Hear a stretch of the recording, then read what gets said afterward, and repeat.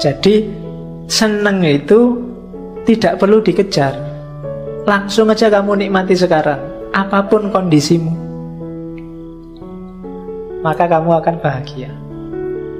Ada apapun yang kamu nikmati sekarang, sedikit atau banyak, besar atau kecil, luar biasa atau biasa, nikmatilah. Kalau bahasanya agama, bersyukurlah. Maka kamu saat ini juga bahagia. Tidak usah nunggu besok-besok. Pak, saya ingin mengejar kebahagiaan. Ngapain dadak dikejar? Nikmati sekarang juga. Wong dia nggak lari kemana-mana. Dan dia juga tidak hilang. Kalau adanya cuma teh sama air putih, kopinya nggak dibawa ke sini, dinikmati aja apa adanya. Kalau kamu dadak adanya teh sama air putih kok membayang-bayangkan kopi, wah kopi kuwi enak mungkinnya kalau ada di sini. Nah, itu mesti nggak bahagia kamu. Tapi kalau kamu merasa cukup dengan teh sama air putih ini, ya sudah, bahagia kamu sekarang. Apakah punya pasangan atau kamu sedang jomblo dan kamu merasa cukup dengan itu, ya sudah. Jomblo kan nggak masalah, kamu masih bisa beli sabun.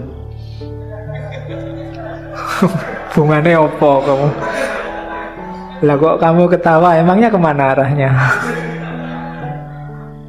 Oke, jadi merasa cukup dengan apa yang kamu miliki sekarang.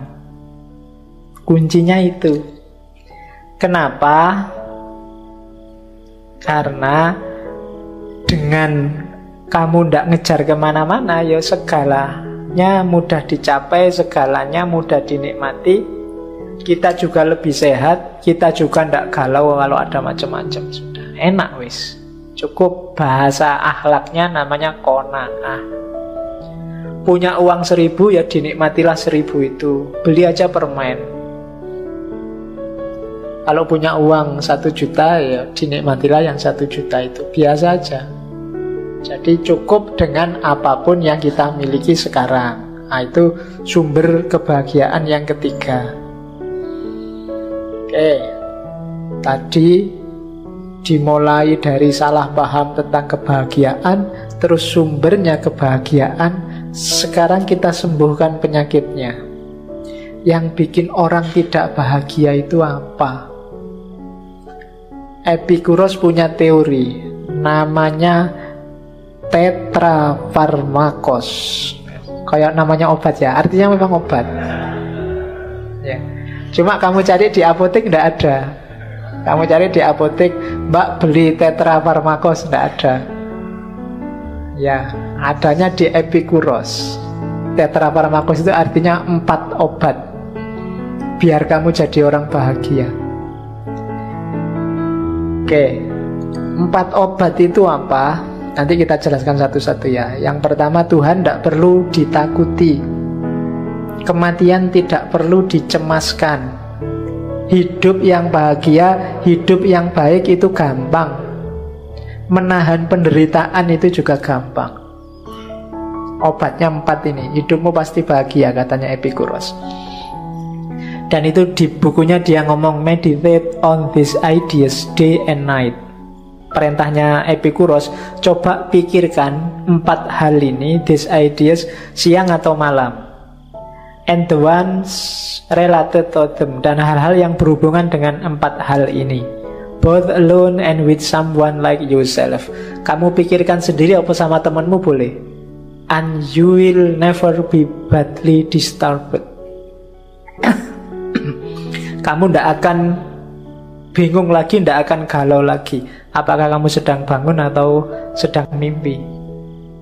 Obatnya 4 ini. Kalau nggak percaya, kamu pikirkan sendiri atau sama temanmu 4 hal ini. Yang pertama apa? Tuhan tidak perlu ditakuti. Maksudnya kita tidak perlu takut sama Tuhan. Nanti Tuhan nggak perlu ditakuti, kamu menakut-nakuti Tuhan. Ya, enggak. Jadi kenapa Epikuros ngomong gini? Karena sebagian besar kita nama relasinya sama Tuhan itu relasi takut. Takut dikasih musibah lah, takut disiksa lah, takut Tuhan murka lah, takut. Itu yang bikin hidup kita tidak tenang. Wah, ini jangan-jangan Tuhan marah nih, masuk neraka deh aku. Wah, jangan, selalu takut kita sama Tuhan. Katanya Epikuros, ini sumbernya hidup kita galau. Gitu loh. Takut ada gempa, takut ada gunung meletus. Ini kalau Tuhan marah, ada banjir, ada gempa, ada gunung meletus. Wah, ini Tuhan sudah murka ini sama kita. Kan selalu begitu kita sama Tuhan. Katanya Epikuros, ini sumber kegalauan. Jangan takut, katanya Epikuros. Tuhan itu bukan sumber bencana. Kalau bis kan ada sumber kencono, sumber bencono itu kan, ya Tuhannya bukan sumber kencono itu. Jangan diposisikan Tuhan sebagai sumber bencana. Itu yang bikin relasi kita cuma rasa takut. Katanya Epikuros, bencana yang terjadi itu jangan mengkambing hitamkan Tuhan. Itu ada rumusnya sendiri. Sudah ada hukum alamnya, ada sunatullahnya. Kenapa kok ada bis masuk jurang? Wah, ini takdir ini. Iya, kamu nyalahkan Tuhan lagi. Kalau dihitung rumusnya ada, mungkin supirnya ngantuk, mungkin bisnya nggak layak jalan, mungkin supirnya salah perhitungan, macam-macam. Mungkin jalannya licin, rumusnya kan itu. Jangan menyalahkan Tuhan. Kalau ada banjir, ya kamu sendiri ngerti rumusnya.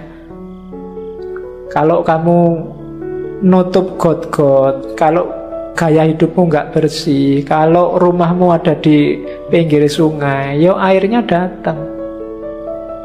Air itu dari tempat yang lebih tinggi ke tempat yang lebih rendah, kan rumusnya itu. Dan Allah nggak akan mengkhianati itu kalau itu sunatullahnya. Masa rumahmu di bawah terus airnya datang? Wah, ini nggak boleh ini kesayangannya Allah terus airnya muter gini kan nggak. Jadi segalanya sudah ada rumusnya. Nggak usah kita nggak usah kita takut pada Tuhan gara-gara itu. Jadi seandainya kita percaya Tuhan, relasinya jangan relasi takut. Itu bikin hidup kita tidak tenang. Kadang-kadang kita sudah sholat bener, sudah ibadah bener aja masih ketakutan. Diterima nggak ya? Waduh, sholatku 50% nggak khusyuk, ini gimana? Kalau takut terus. Itu Tuhan juga bingung, mau menghibur kamu tenang aja ya nggak bisa. Ya caranya mungkin gitu Tuhan. Kamu ketakutan sendiri sih tanpa alasan. Iya. Tenanglah hidupmu. Bukan Tuhan biang keladinya macam-macam bencana. Hidup sudah ada rumusnya sendiri. Kalau kamu kurang ajar ya nggak disukai orang. Itu kan rumus namanya. Kalau kamu asal ya nanti mesti celaka. Itu rumus sudah. Jadi ndak usah terlalu takut sama Tuhan.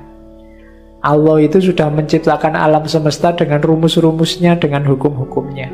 Itu bahasa Islamnya begitu.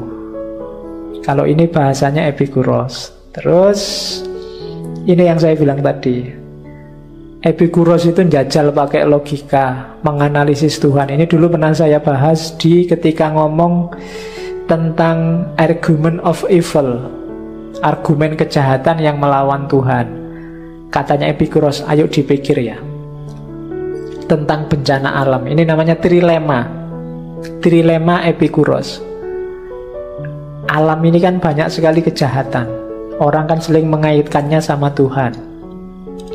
Tentang kejahatan, apakah kejahatan manusia atau kejahatan alam, itu kira-kira kehendaknya Tuhan atau bukan, kekuasaannya Tuhan atau bukan. Epikuros tanyanya gini, trilema itu kelanjutannya dilema. Kalau dilema kan ada dua pilihan, kamu harus milih salah satu. Kalau trilema itu 3 persoalannya. Kalau 5 berarti pancalema. Ya nanti Pancasila kalau nggak jelas maunya kemana jadi pancalema. Oke, katanya Epikuros, kira-kira kejahatan itu Tuhan mau tapi tidak mampu melenyapkannya. Kalau kayak gini, berarti Tuhan itu tidak usah ngaku dia maha kuasa. Wong Tuhan kok tidak mampu. Terus pertanyaan kedua, kalau memang Tuhan mampu, kira-kira Tuhan mampu, tapi dia nggak mau, ayo gimana? Oh ya berarti nggak usah ngaku Tuhan juga. Tuhan katanya maha penyayang. Masa nggak mau menyingkirkan kejahatan? Problem kedua. Problem ketiga, ya Tuhan itu mampu juga mau, maha kuasa, maha penyayang. Loh buktinya masih ada kejahatan. Loh, Tuhan itu berarti kalau begitu ya tidak mampu, ya tidak mau. Ya kalau gitu nggak usah disebut Tuhan. Ini namanya trilema. Jadi adanya bencana itu secara logis membantah eksistensi Tuhan. Saya tidak akan jelaskan ini panjang, dulu sudah tak jelaskan di Theodicy, Problem of Evil. Kalian tinggal mau refer lagi ke rekamannya ini, cuma saya sisipkan sebentar waktu ngomong kebahagiaannya Epikuros. Kita lanjutkan ke untuk menghindari ketidakbahagiaan yang kedua, kematian. Yang bikin orang galau yang kedua sebagian besar adalah tentang kematian. Banyak orang takut nasibnya besok setelah mati, sehingga hidupnya tidak tenang.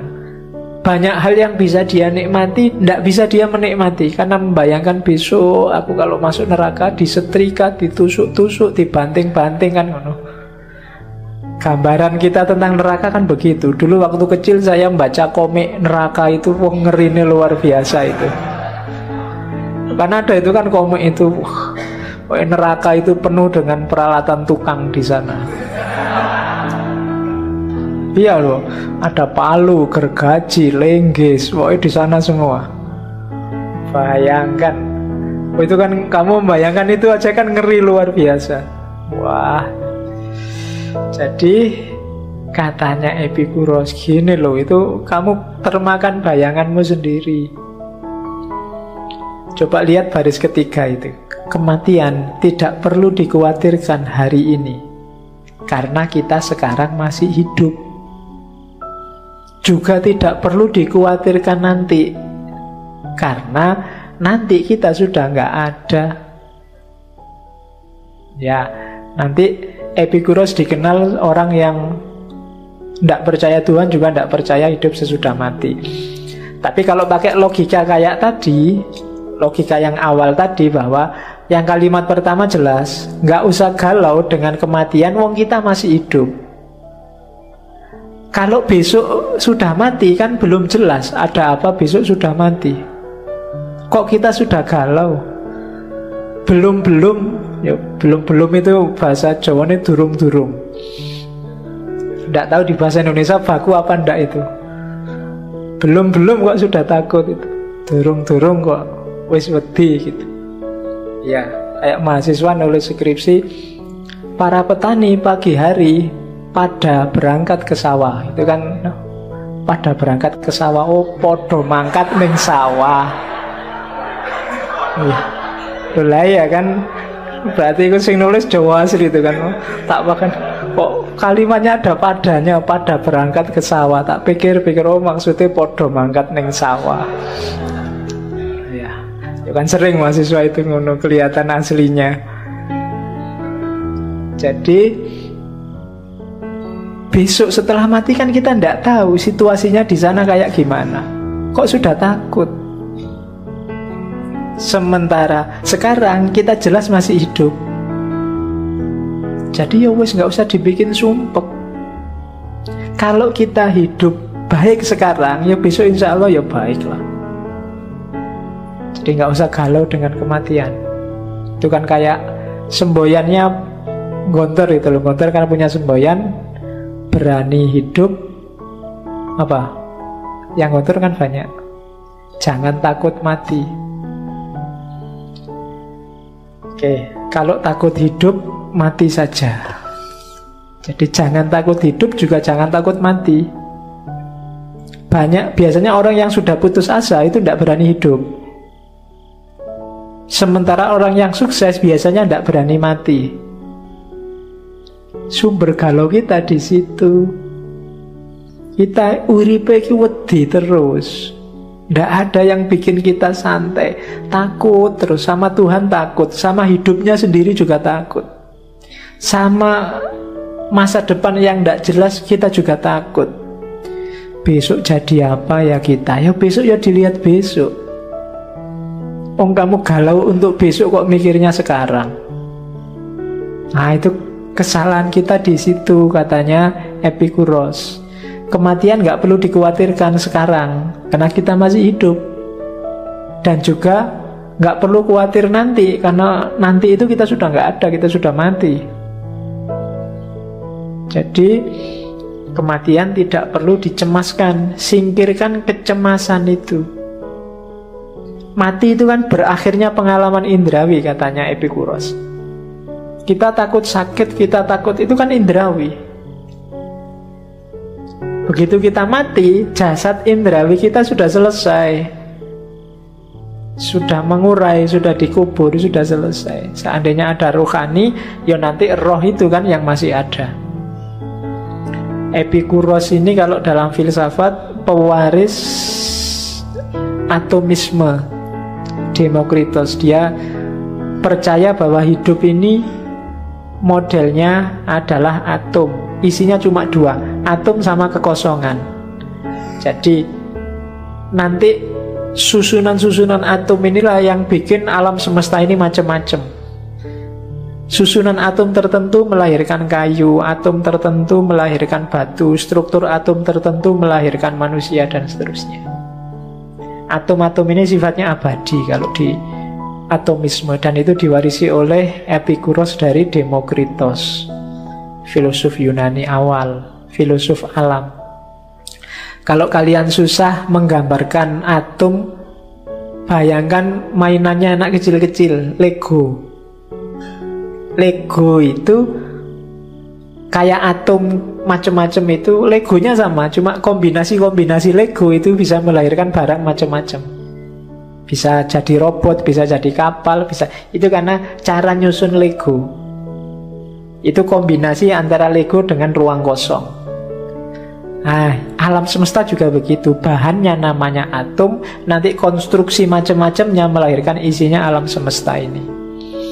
Itu atomismenya. Sengaja nggak saya angkat di sini, kapan-kapan kalau kita ngomong metafisika yang masuk ke atomisme. Jadi yang kedua, untuk bahagia nggak usah takut mati. Yang pertama, nggak usah takut Tuhan. Yang ketiga, nggak perlu terlalu dalam mikir mencari bahagia. Untuk bahagia itu mudah. Cara untuk bahagia apa? Nikmati hal-hal sederhana di sekelilingmu secukupnya, jangan berlebihan. Perhatikan kata-kata sederhana dan secukupnya. Sederhana, tapi kalau kamu menikmatinya berlebihan, tidak akan lahir nikmat. Minum air putih itu sederhana, tapi kalau kamu overdosis air putih, sama, masuk rumah sakit juga. Kalau nggak percaya boleh dicoba. Sekali minum sak galon misalnya. Itu sederhana. Alah Pak, cuma air putih aja kok. Iya, nuing sak galon. Ya tetap rumah sakit hasilnya. Jadi bahagia itu nikmatilah hal-hal kecil. Punyanya apa ya itu dinikmati. Punyanya HP jadul ya ndak apa-apa, HP jadul. Punyanya HP zaman dulu bisanya cuma buat SMS, ya wis SMS-an aja ndak apa-apa. Nggak masalah. Nggak bisa buat internetan Pak, ya nggak usah mikir, nggak usah bercita-cita internetan kalau HP-nya jadul. Yang bikin galau itu kan HP-mu, HP jadul, keinginanmu untuk surfing dan main game internet yang susah itu. Ya mesti aja terus kamu galau. Kamu hidupnya di sini, cita-citamu kawin sama artis Hollywood, ya itu hidupmu galau. Kamu nggak menikmati yang sekelilingmu. Nikmati aja yang di sekelilingmu, yang kecil-kecil, yang sederhana, dan menikmatinya juga secukupnya, nggak usah berlebihan. Sudah selesai dan kamu bahagia. Oke. Terus, dan nggak usah takut, Pak, gimana kalau hal-hal kecilnya kita ndak punya? Ndak, pasti punya. Dan katanya Epikuros, hal yang menyenangkan sederhana itu biasanya lebih mudah kita peroleh. Nafas, paling nggak kan, ambekan itu kan gratis. Bisa kamu ambil kapanpun, kamu buang kapanpun juga boleh. Ya kan? Ambil nafas gratis. Alhamdulillah masih bisa bernafas. Jangan sampai lupa loh ya. Ya. Kalau lupa gawat itu. Bernafas saja lupa. Kalau lupa akan ada yang nyuruh. Kalau lupa bernafas kamu pakai headset. Headsetnya bunyinya tarik, lepaskan. Tarik, lepaskan biar nggak lupa. Jangan sampai lupa bernafas. Itu kan gratis. Teman, loh, temanmu ini sebanyak ini kan teman semua. Nikmatilah. Punya kenalan di kelas, nikmati itu maksudnya bukan kok.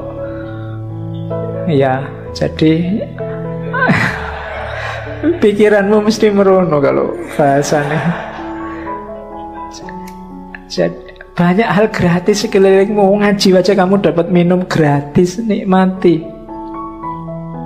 Jadi yang sederhana dan enak itu mudah sekali kamu capek. Bahasanya Epikuros, alam ini menyediakannya bahkan berlebih untuk dirimu.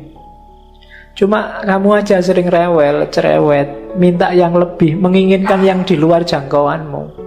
Ya mesti wae hidupmu terus sumpek. Jadi rumusnya orang bahagia itu simple. Nikmati yang sederhana dan gratis dan secukupnya di sekelilingmu. Sudah kamu bahagia. Makanya ada kata mutiara dari Epikuros, let us thank the wise nature, for she had made the right thing easy and unnecessary thing heavier. Mari kita berterima kasih pada alam yang bijaksana, karena alam menyediakan hal-hal yang baik, mudah diperoleh, dan hal-hal yang tidak penting lebih susah diperoleh. Tadi kan ada yang natural tapi natural penting, ada natural tidak penting, ada tidak penting. Kalau kamu jeli, yang tidak penting itu kan lebih susah diperoleh. Yang tidak alami juga lebih susah diperoleh. Yang natural lebih mudah diperoleh. Itu wise-nya nature katanya. Ya kalau kita hari ini, itulah kebijaksanaannya Allah, kebijaksanaannya alam. Kalau hidupmu mulai susah, kamu mulai bingung meraih sesuatu kok susah, berarti ada yang kamu sedang mengejar yang tidak natural. Kalau kamu mengejarnya yang natural-natural, biasanya lebih mudah. Dan itu sudah rumusnya alam. Maka terima kasihlah pada alam. Yang baik itu mudah diperoleh, dan yang tidak penting itu lebih susah diperoleh. Kalau sebaliknya mungkin kita akan pusing.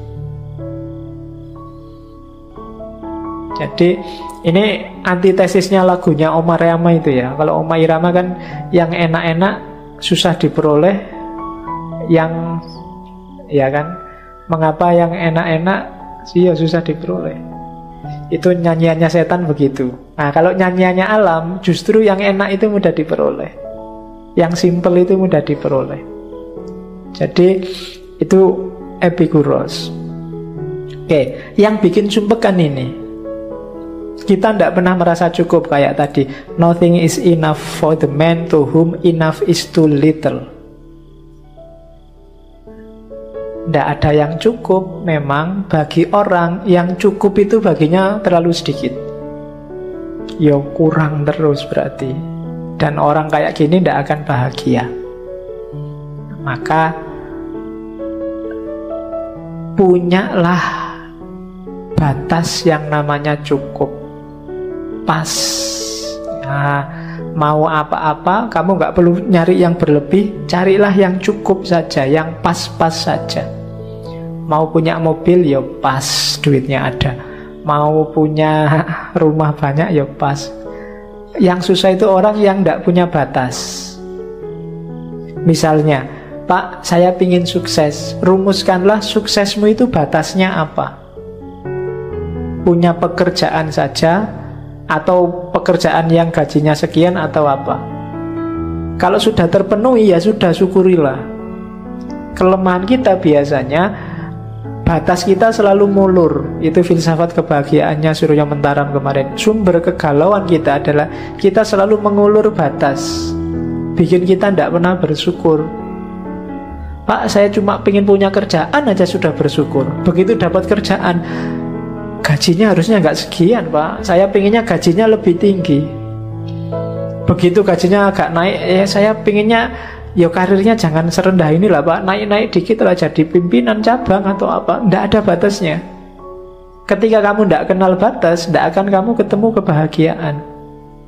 Rumusnya untuk bahagia, ketahuilah batas. Karena nothing is enough for the man to whom enough is too little.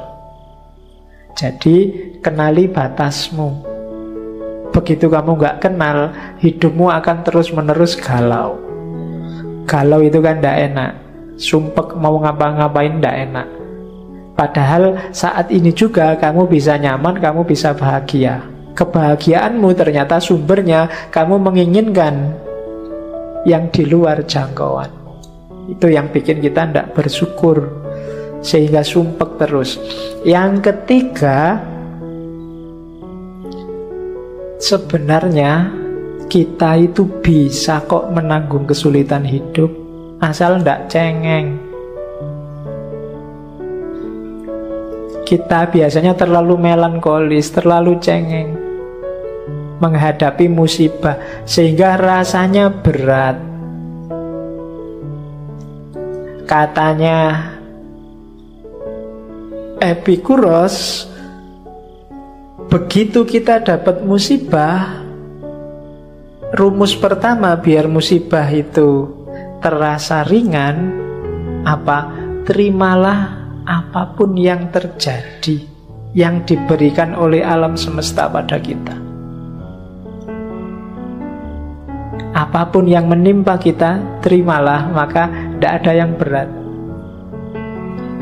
Dikasih sakit, diterima saja, dicari obatnya sesuai kapasitasnya, maka tidak berat. Yang berat itu kalau kita memberontak, melawan, itu yang sumbernya penderitaan jadi berat kan itu. Waduh, nilaiku kok jatuh ya, terus kamu memberontak, tidak terima, masa nilaiku jatuh gini, harusnya aku ning kelas paling pinter. Dan kamu galau di situ. Padahal ya sudahlah, diterima, besok belajar lebih keras lagi. Simple, selesai penderitaanmu. Tapi kalau kamu panggul terus, kamu berontak terus, jadinya berat. Terimalah dulu, akuilah. Ada orang yang tidak ngakui kan kalau hidupnya berat, tidak ngakui kalau dirinya sedang sakit. Mohon maaf ya, saya ngantuk, tak tidur dulu, diterima aja. Nggak usah bertahan mati-matian melek. Kalau ngantuk ya ngantuk aja, biasa aja. Terimalah yang diberikan oleh alam. Yang pertama itu. Yang kedua, ingatlah yang warna kuning itu. Segala yang terjadi tidak harus sesuai dengan kehendak kita, keinginan kita. Demikian juga tidak harus tidak sesuai. Alam semesta punya rumus sendiri yang bikin kita merasa tidak kuat nanggung kesulitan hidup, karena kita bikin rumus sendiri. Kalau sekeliling kita cocok sama keinginan kita, ya sudah. Kalau tidak cocok, ya sudah. Lebih nyaman untuk hidup. Yang bikin berat itu tadi, kamu berontak. Yang ketiga, kita selalu ingin ngontrol segala yang ada di sekeliling kita. Seolah-olah kita sutradaranya. Itu yang bikin kita galau, bikin kita merasa menderita. Seolah-olah yang di luar kita harus kita yang nyetir. Kita ingin ngatur terus. Harus begini, harus begitu, harus begini, harus begitu. Seandainya kita ngatur 10, mungkin ada 3 yang gagal. Dan kita galau gara-gara 3 ini. Itu sering. Jadi rumus yang keempat, Tidak sulit sebenarnya menanggung kesulitan itu. Yang bikin sulit kita sendiri. Ya kayak tadi bahasaku, kita sering cengeng. Cengeng itu tidak terima, memberontak, menganggap bahwa segalanya harus sesuai keinginan kita. Itu sumbernya sakit. Oh, siapa kita? Pokoknya harus begini, pokoknya harus begitu. Nah, itu namanya tidak paham rumusnya hidup, katanya Epicurus. Hidup itu ya tidak selalu sesuai dengan keinginan kita, juga tidak selalu tidak sesuai. Kadang sesuai, kadang nggak sesuai. Itulah hidup. Jadi rumusnya itu, besok Ahok jadi gubernur apa enggak, ya kamu tidak usah galau. Kalau gagal ya tidak apa-apa, jadi juga tidak apa-apa. Wong memang kita manusia, kita bukan sutradara untuk hidup kita sendiri. Jadi rumus yang keempat, tidak sulit kok untuk menanggung kesulitan hidup. Karena ada orang yang merasa, wah tidak kuat ini sudah di luar batas. Enggak, masih di dalam batasmu, jangan khawatir. Asal kamu nggak cengeng aja. Jadi jangan takut sama Tuhan. Jadi Tuhan jangan terlalu ditakuti. Dia maha penyayang kok, jangan khawatir. Yang kedua, jangan takut sama sakit, sama kematian. Yang ketiga, hidup itu simpel kalau ingin bahagia. Yang keempat, untuk menanggung kesulitan juga pasti kamu kuat, kecuali kamu cengeng.